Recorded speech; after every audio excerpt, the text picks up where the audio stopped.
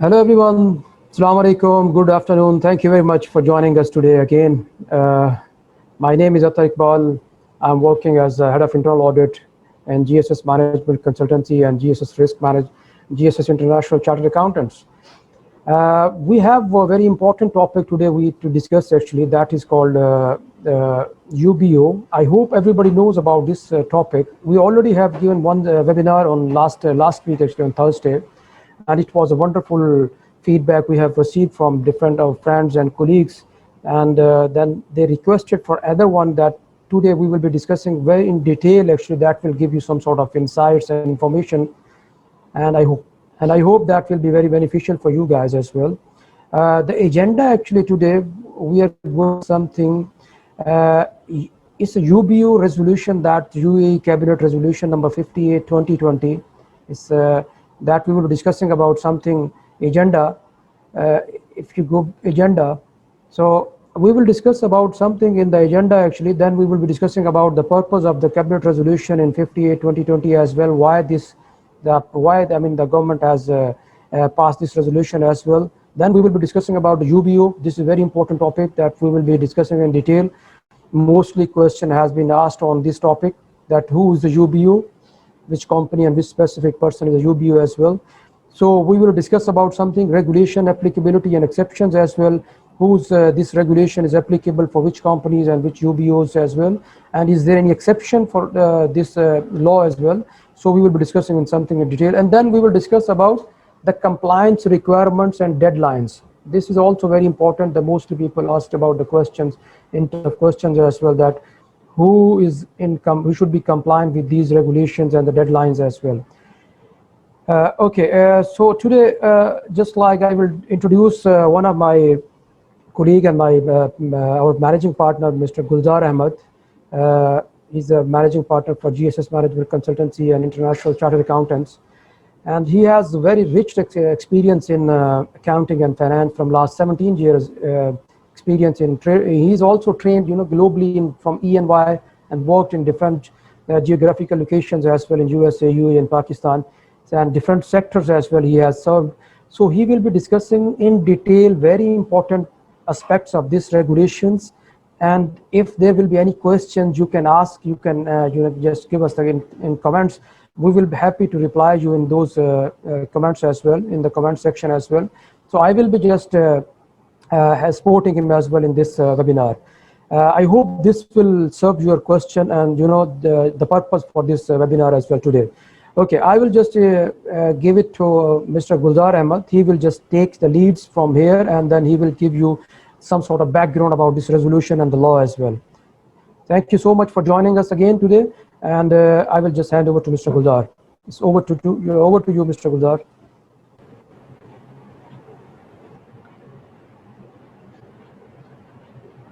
Hello everybody, good afternoon.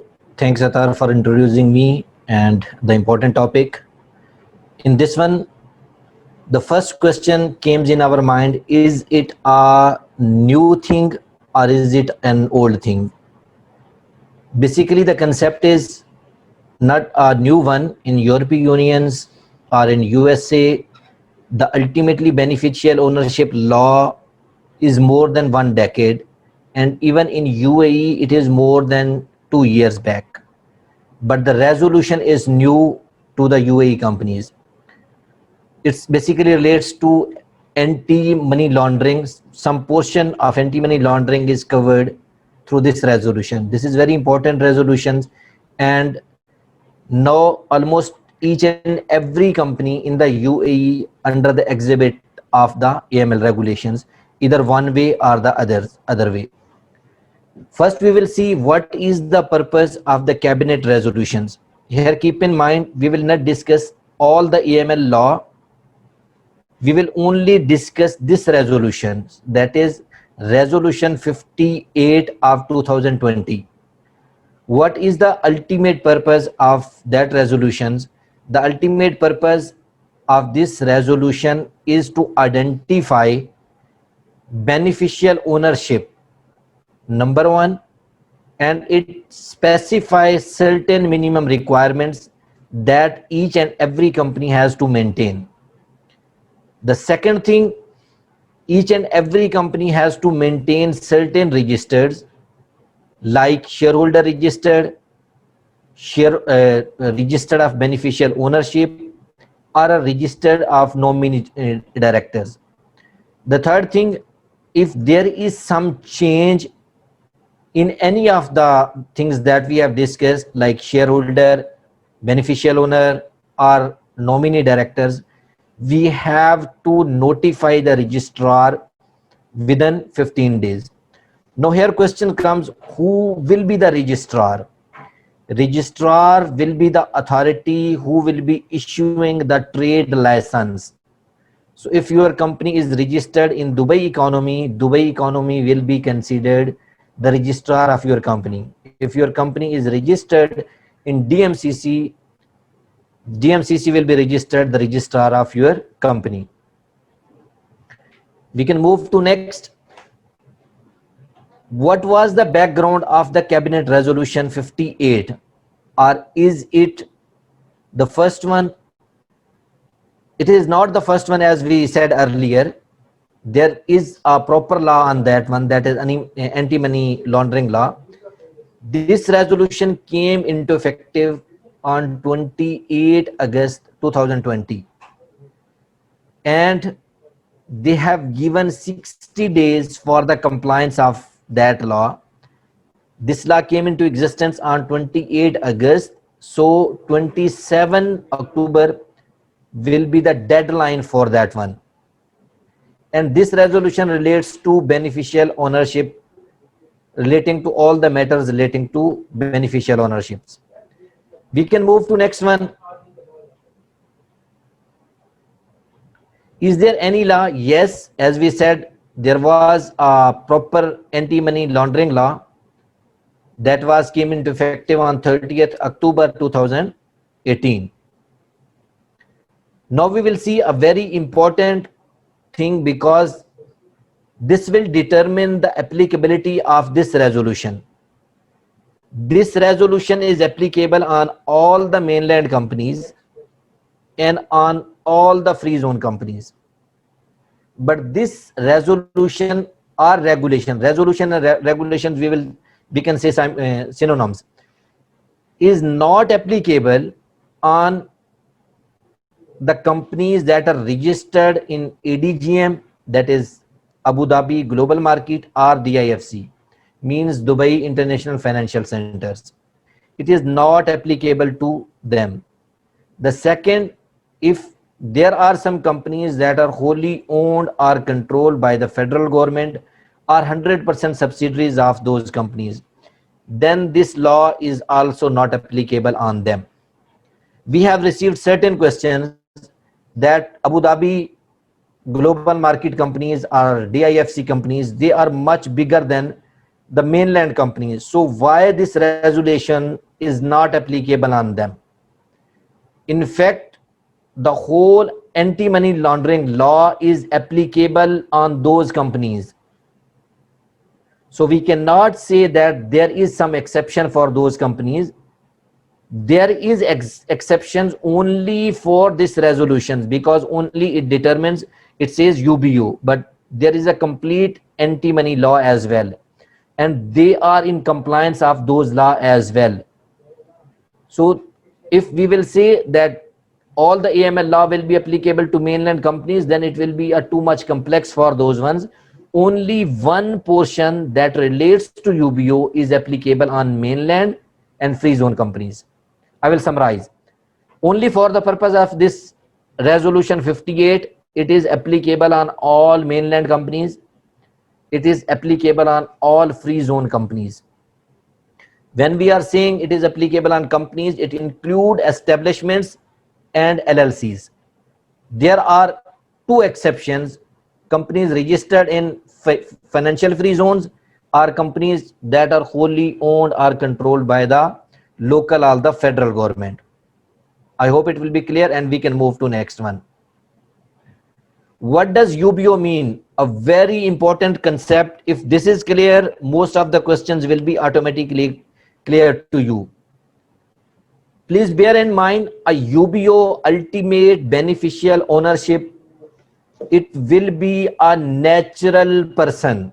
It cannot be other than a natural person. There are some instances that a UBO will be a corporate, but even in that case, we have to nominate a natural person as a UBO.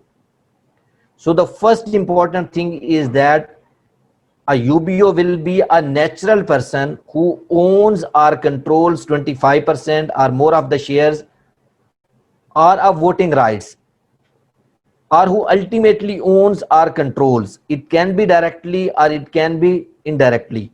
But what is the threshold? Threshold is 25% or more than that one. So it can be either directly or it can be indirectly. In case of a listed company, like a company's shares are owned by some listed company, or some companies share are owned by the companies that are part of federal government, or shares of the company are owned by the company that are registered under a decree law. So in that case, the ultimate beneficial company will be a listed company or a federal company and a company though that is established under a decree law. But even in that case, it will be considered the controller who is controlling those entities, means a natural person, will be considered as UBO for that company. But even like the other example is that, like if a company is owned by a company that is not under this category, a listed company or a company wholly owned or controlled by the government or a decree law, then we will see who holds the holding company shareholding, and we have to identify the natural person in that case. But in case of a listed company or the other two companies, we will not look into further shareholding. We will just consider the controller. Controller can be managing director, controller can be CEO, or it can be CFO. I hope it is clear. If you have some specific questions in this one, we will be more than happy to answer those ones. Now we will see compliance requirement. There are basically three compliance requirements. Number one, every company has to maintain a registered in their office premises. It can be soft form, it can be hard form, and basically there are three types of register that every company has to maintain. Number one, shareholder registered. Number two, beneficial ownership registered. And number three, a nominee director registered.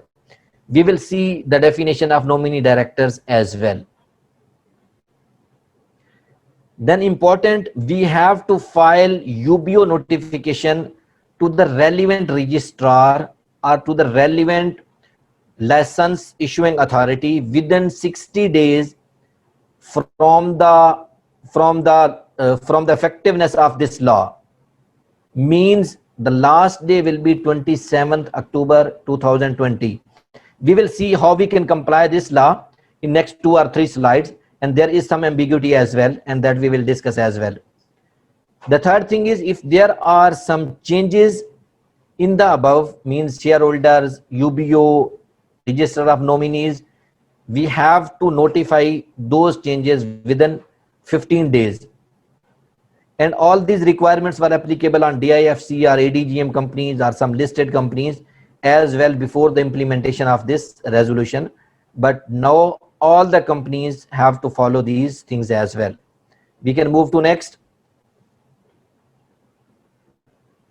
An important thing, and this is the second thing that we are getting a lot of questions on this topic.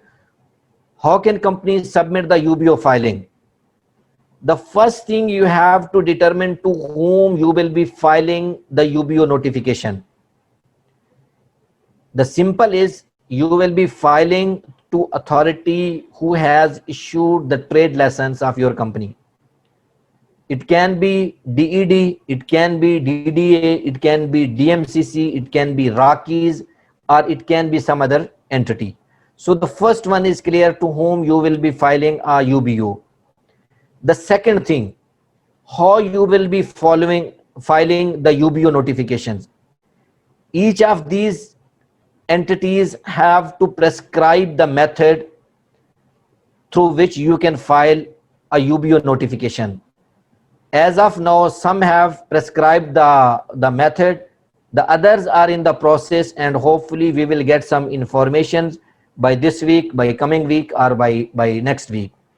So if we will see from the resolution point of view, from a compliance point of view, we have to comply within 27th October, but still we are waiting some of the instructions from some issuing authorities like DED or some other authorities. The second thing, what will be the deadline in that case? As per resolution, the deadline is 27th October, but some authorities have issued the resolutions and they have given some extension as well. Like as of now, we will see one by one. DED, they have not issued any further clarification on that one, and we are hoping they will issue soon some clarification on this one. As of now, it is considered that it will be filed physically, but they are not accepting anything physically at that one. But they have sent one specific emails that you need to ready your trade license, your memorandum of associations, and your commercial registered. So once they announce the date and the filing requirement, we will comply those as one. Then DDA, Dubai Development Authority, they have basically a notification declarations, but they have not given the deadline. It means we have to comply as per the resolutions and we have to file the DDA notification. The other thing is that they have not prescribed the method, the way how we can file a UBO notification. So we have to call them, we have to confirm how we can do that one, but they are silent on this one as well. Then we can see the DMCC, they have prescribed the UBO notification. It will be online, and you can online through by logging into your DMCC portal. So DMCC is clear, they have their UBO notifications. It will be submitted online by their portal, and the deadline is 27th October. Next one, Rockies, they are very advanced from others registering authorities. They have complete guideline as well, and they have frequently question answers as well. It will be filed on a due date, means before 27th, deadline is 27th October, and they have prescribed a form, and we have to send them that prescribed form by email at ubo@rockies.com. Here there is another question. If the form says prescribes the prescription, the particulars of only one UBO, but what if there are more than one UBO? In that case, you have to file more than one notifications, but we suggest to file in one, means file one notification, then the other notifications, attach all the notification and send one email to Rockies. Ajman Free Zones, they have also given the UBO declaration form or UBO declaration notifications, and they have extended the deadline by few more days. It is 31st October 2020. We will request who have directly joined us to leave your email IDs. If there will be any change in other areas, we will let you know on a timely basis. We can move to next one. There are some questions that we will answer here. The shareholder and directors of the company are the UBOs. Why do I have to make a separate filing? I agree that there are certain companies like where there is a single shareholder or where there are two shareholders and they will be ultimately beneficial ownership. So why they need to do that one? Even in that case, to comply the requirement, we have to file separately UBO declaration. We can move to next. Is the UBO declaration required for certain type of companies only? No, it is applicable to all the companies except DIFC or ADGM companies and companies that are wholly owned or controlled by the federal or local governments. So there is no exception for this one. All the companies has to file a UBO notification. When do we need to update about the change of UBO, or does the UBO information only get updated on renewal of the company? This is also an important. We have to update at the time of renewal, and we have to update the registered, and we have to inform the registrar within 15 days from the change in ownership. So we cannot wait for the renewal of the trade license. We have to inform within 15 days. There was another questions like this 15 days means working days or normal days. Law is silent on that one, so it will be considered 15 normal days, not working days. We can move to next one. What is the meaning of a nominee director? We have seen that there the wording nominee director is repeated many times. It means a director who is acting on behalf of the other party. It can be appointed by a natural person, or it can be appointed by some corporate organization. And this is one question that asked by one of our participants, and I will answer in that one once that questions will come by the end of this sessions relating to nominee director as well. Now we can move to next one. The shareholder in the company are held by an employee as a nominee who may or may not also be a director of the company. Is that individual considered the UBO? Basically, if that shareholder controls 25%, yes, he will be considered a UBO. If he does not hold 25% or more, then we will see who is controlling them, who is controlling him, and who is controlling or who is appointing that individual will be considered ultimate beneficial owners, means UBO. I hope it is clear to you. We can move to next one. What is the due date of submitting UBO declarations? It is 60 days from the implementation of this law, and that is ending on 27th October. Is there some extension? Before that there was no, but now at least Ajman Free Zone have extended this date to 31st October, but as per resolution there is no extension of this date. We can move to next one. Will be any penalty for late submission of UBO declarations? It is also most frequently asked questions, one of them. Yes, registrar may impose certain type of penalties as well. The resolution is silent about the amount of the penalty, but Raki's resolutions, Raki's declares it can be from 2,000 to 20,000. But for other authorities, they have not declared the exact amount of penalty in case of non-compliance.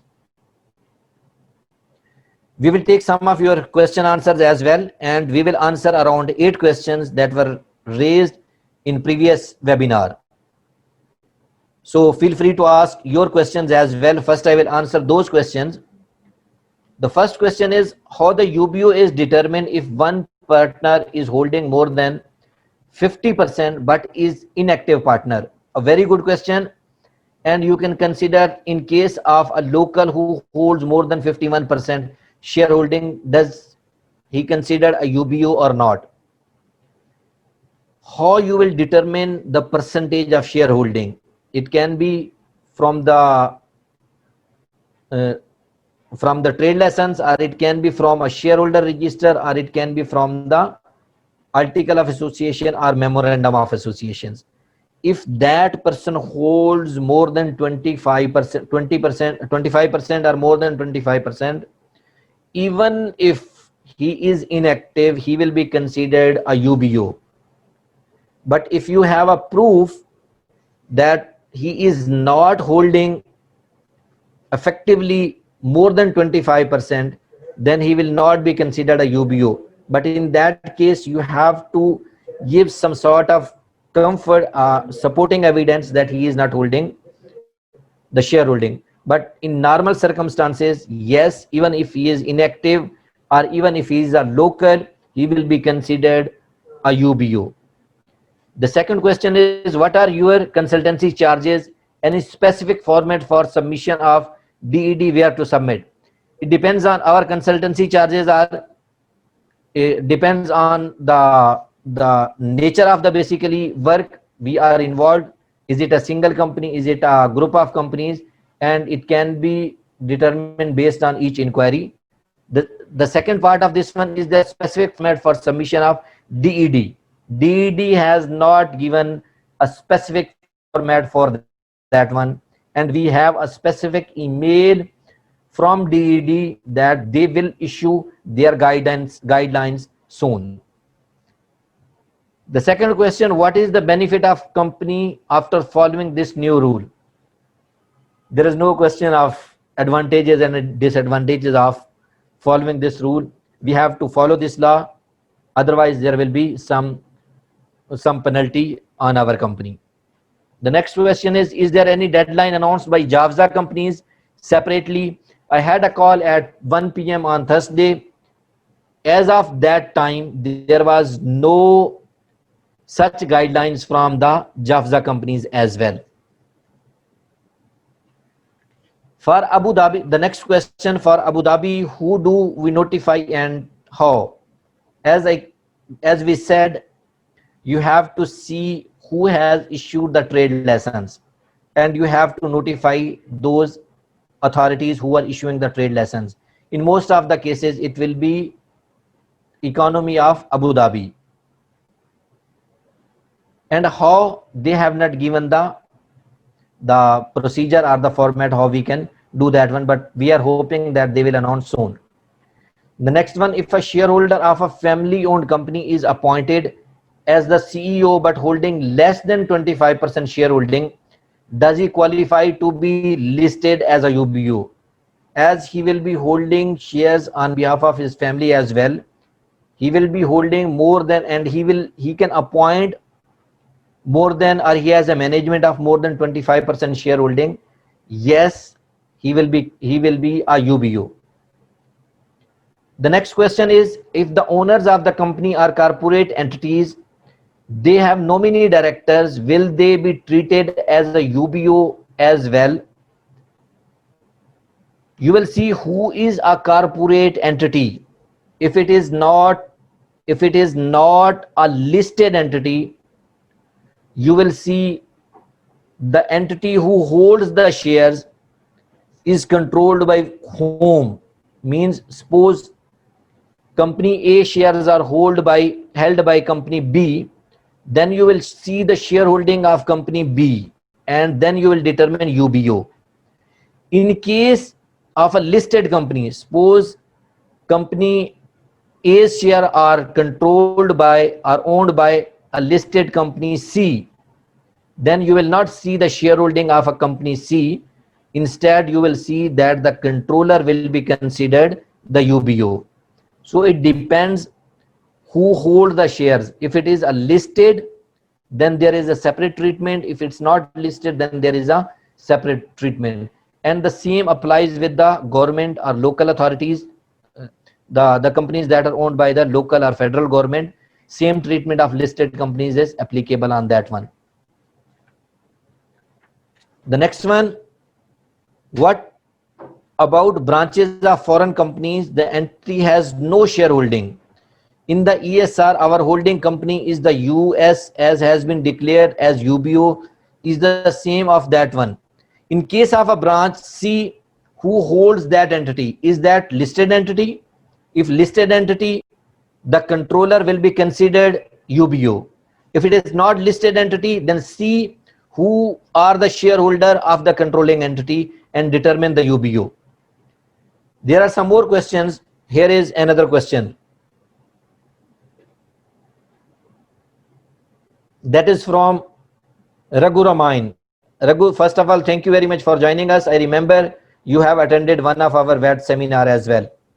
Is there a company having 5 persons equally 20% shareholding, do they need to identify and declare UBO? An excellent question. Mean in this case, as per law, as per shareholding, none of them will be UBO. But even in that case, you have to identify at least one person who will be UBO. In this case, who is a controller of that entity? That controller can be a managing partner, that controller can be a MD, that controller can be a CEO, or that can be a CFO. Who is controlling the company? At least one person you have to nominate that he is controlling that one. The law has used the word, in this case, controller will be considered the UBO. Another question, my company is 100% shareholding by me, formed with DSO as FZCO. Do I have to declare and submit UBO? Yes, you have to submit and you have to make a compliance of this law as well. There is another question from one of our colleagues. As per my conversation with the DED and DMCC, it is only required for companies which are owned, controlled by another company. For individual owner, this is not required. Please guide. Thanks.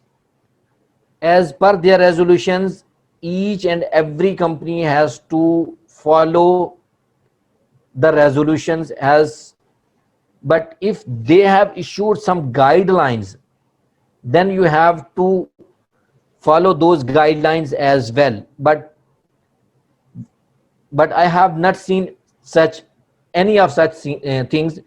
For DMCC, I am 100% sure it is applicable on all the companies. For DED, they might issue some circular or something, then it will be clear further. Then we have one question from Tariq Nazir as well. In case of LLC DED company, 51% is held by a local natural persons, inactive partner, rest 49% if required by two people each, holding 24.5 company, operating are 100% controlled by 49% holding owners. How UBO will be identified? In this case, if you have some side agreement that is approved by court of law, then you can say the two individuals will be UBO. Otherwise, the local will be considered a UBO.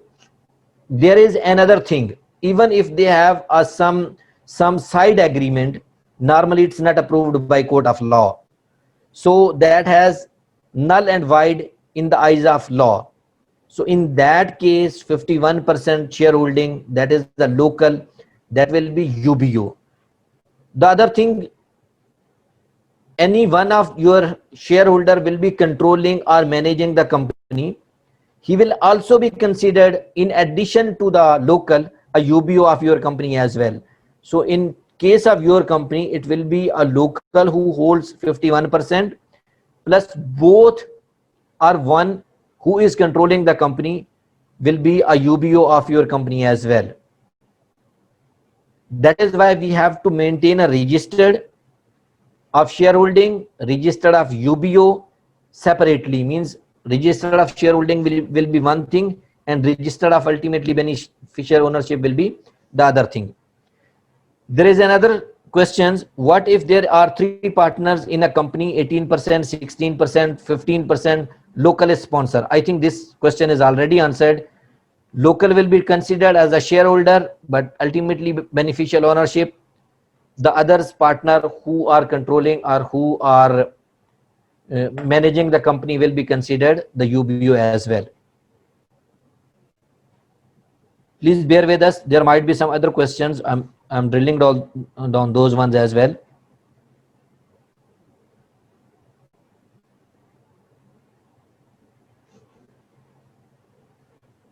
I think that is the end of questions. If you have some other questions, can you check that one, Javed, if there are some other questions? No, we have already answered that one. There is above that.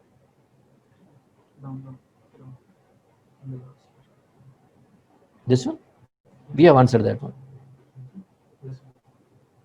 Okay, we got another question. Does UBO will be applicable for franchise of foreign hold companies who are operating here by getting LLC licenses? If that have the franchisee have a separate LLC, yes, they have to follow these rules as well. Means they have a legal entity, and each legal entity that is registered in mainland or free zones have to follow this resolution as well. Guys, thank you very much. It was interactive sessions. I really enjoyed the sessions, and thanks for raising lot of relevant questions. I really enjoyed the sessions. Have a great day. If you have further questions, feel free to ask, and we will be more than happy to answer those ones. Thank you.